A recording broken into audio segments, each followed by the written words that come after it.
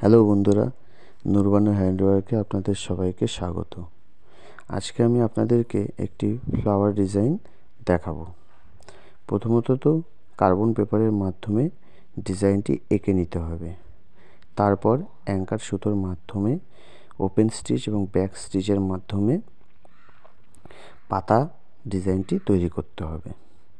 আমি এখানে চাইলে ডিপ সবুজ রঙের সুতোর ব্যবহার করতে পারতাম, কিন্তু আমি একটু হালকা সবুজের মধ্যে সোনালি ভাবের সুতো ব্যবহার করলাম।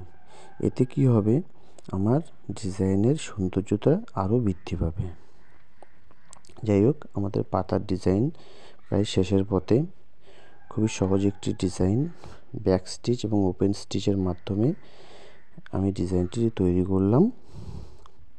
আপনারাও বাড়িতে চেষ্টা করতে পারেন, খুবই সহজ একটি পদ্ধতি।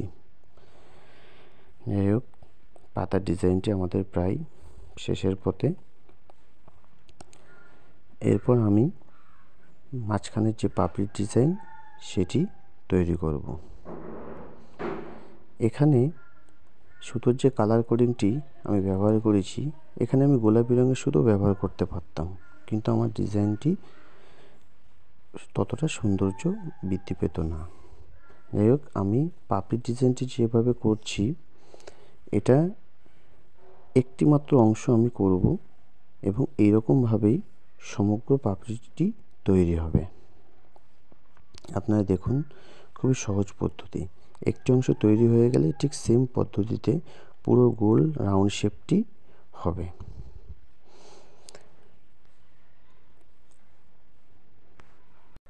যাই হোক বন্ধুরা, নতুন নতুন আরও এরকম ডিজাইন দেখতে আমাকে আপনারা সাহায্য করুন এবং আমার চ্যানেলটি লাইক, কমেন্ট, শেয়ার করুন। আর আপনাদের মাথায় যদি কোনো অ্যান্টিক ডিজাইন থাকে, আমাকে কমেন্ট করে অবশ্যই জানাবেন, তাহলে আমি সেটি আপনাদের সবাইকে দেখাতে পারবো। আর এই ডিজাইনটি আপনারা সাধারণত কুর্তি, ব্লাউজের হাতা, শাড়ির আঁচল এবং সালোয়ার কামিজেও করতে পারেন। খুব সুন্দর একটি design. Thank you very much.